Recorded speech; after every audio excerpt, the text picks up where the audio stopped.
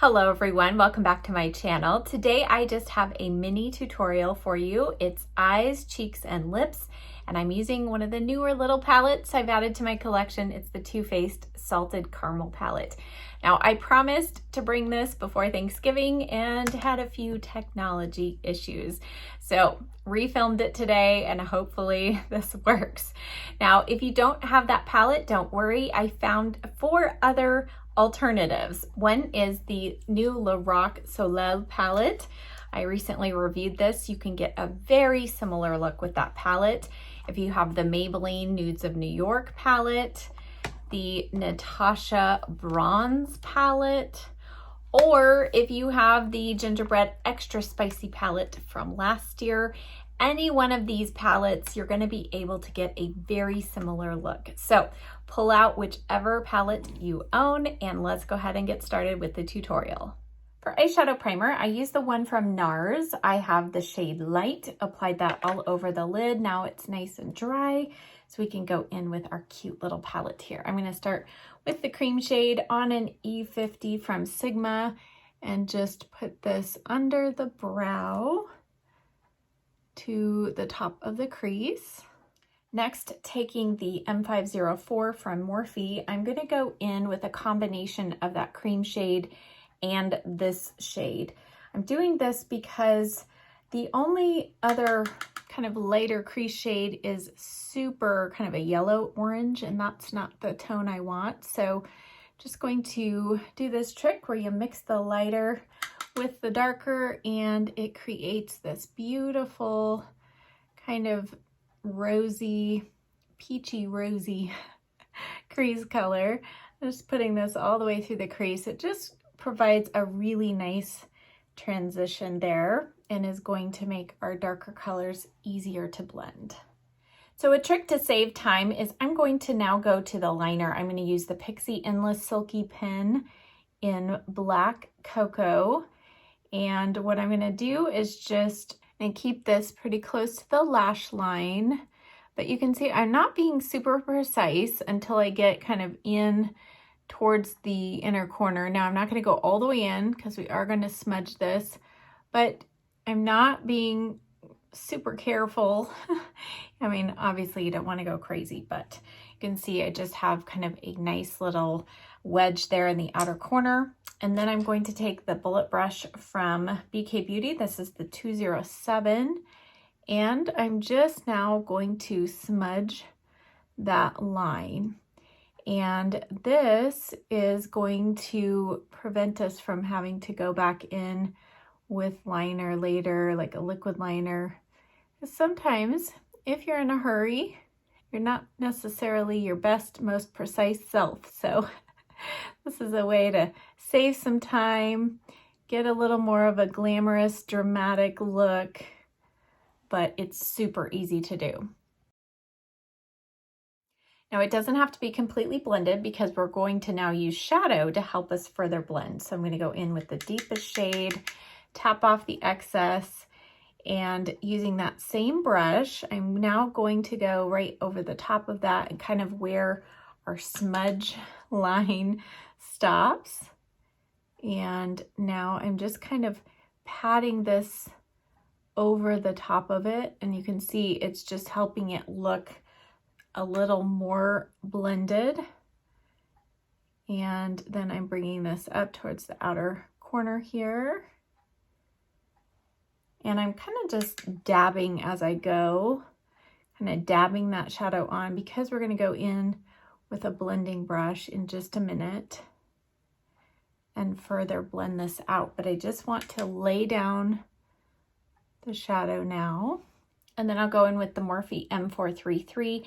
I'm going to do a combination of the plum and this other shade here that we used in the crease and go right where we stopped with that darker color and now bring it towards the inner kind of half of the crease. So I get asked a lot why I use so many different colors, and I like to think of it like an artist painting a tree. If an artist just uses green, one shade of green, I mean, it looks like a tree, but there's no dimension. When you use multiple colors of eyeshadow, it adds dimension to the look. Now, you know, you can definitely just keep it simple, go in with a simple crease color and a lid color, and that's it. That's fine. But you know me, I like just that little added dimension that a couple extra colors adds to the look, and it makes it easier to blend because we already have kind of a base layer of shadow down. And then just to add a softer blend on the edge, I'm going to go back with the cream shade and our crease shade combo on the BK Beauty 201. And I'm just going really lightly above the crease there, and it just adds kind of a hazy edge to those crease colors. Now what I'm doing is I'm going to go in first with this kind of bronzy gold shade. It's a little more on the kind of orangey side. So I'm just tapping that right here on the inner kind of corner where we left that kind of open space. And I'm doing just kind of like a, almost like a little bit of a triangle shape. Just at an angle, and then I'm going to go over the top of it with the pink shade in the palette, and again with my finger, and this is just going to help tone down that copper, kind of the really strong copper tones in that shade. You could leave it as the copper if you wanted to, but you can see it just softens it a little bit. Then I'm going to further smooth that out with a little setting spray. So I'm going to use the Inglot Makeup Fixer, and the Sigma E57. Just going to dip that in, dip the brush in that spray.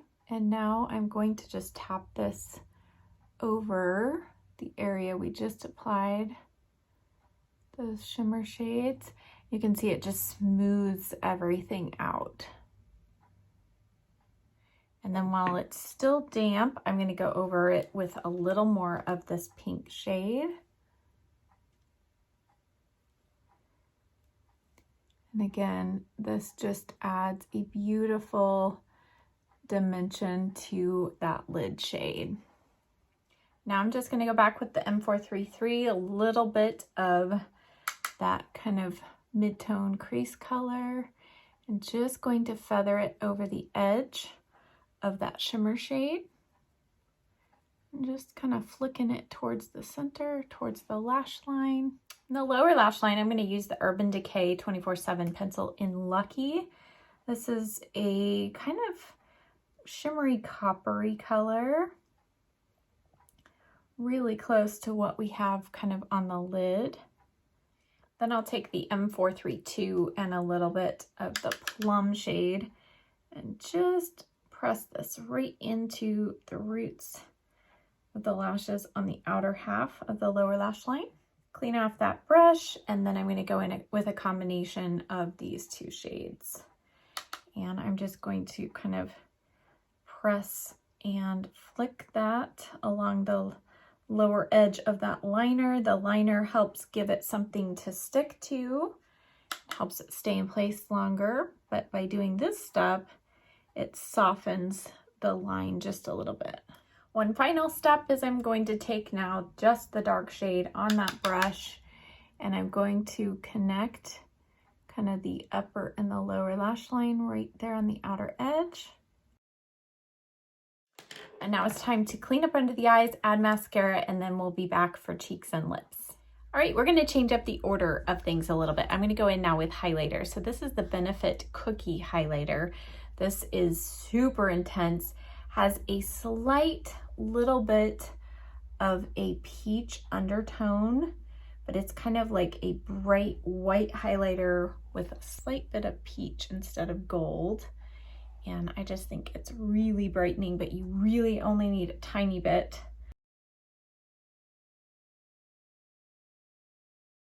And then because our palette really doesn't have a bright shimmery inner corner highlight, I'm going to go in with a little bit of this on my pinky first.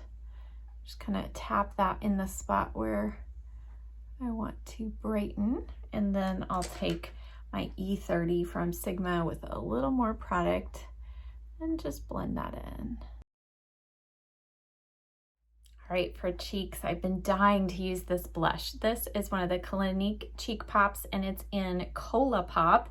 I'm going to use the E4 from Morphe, and I'm tapping that in. I am going to just tap off on my tissue here. Even though this is an intense shade, and these blushes do last a long time, they're very buildable. They're a very dense, like tightly packed powder. So I really love these. They're very easy to use, especially even these darker colors.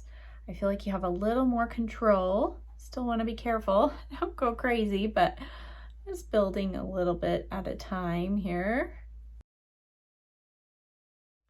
And I'm gonna just take my bronzer brush, just kind of swirl that and my bronzer together.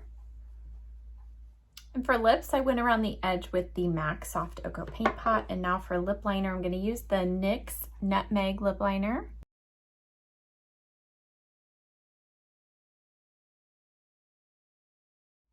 For lipstick, I've chosen MAC's O lipstick. And then I'm gonna dab just a tiny bit of the Huda Lip Strobe in Ritzy, right in the center of the lip. And here's our finished look.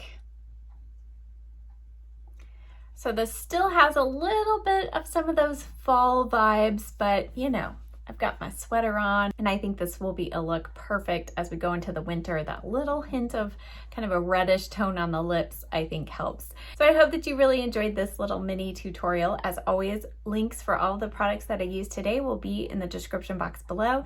Thanks so much for watching. I'll see you next time. Bye.